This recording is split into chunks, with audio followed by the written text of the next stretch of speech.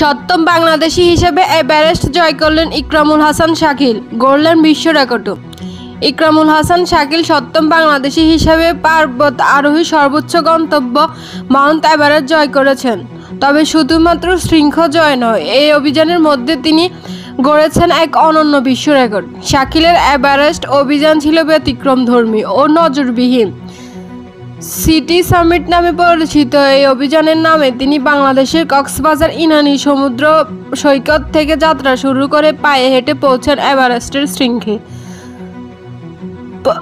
যাত্রাপথে তাকে পেরোতে হয়েছে যমুনা নদী ও ব্রিজে হাঁটা নিষেধ থাকায় সাঁতরে পার হতে হয়েছে নদীটি। পাশাপাশি সীমান্ত পথে জটিলতা ও নানা প্রশাসনিক ভোগান্তিও ছিল তার অদম্য অভিযানের অংশ। 2025 সালের 25শে ফেব্রুয়ারি দুপুরে ইনানীর সমুদ্র সৈকত থেকে যাত্রা শুরু করেন এই দীর্ঘ ও কষ্টসাধ্য পদযাত্রা।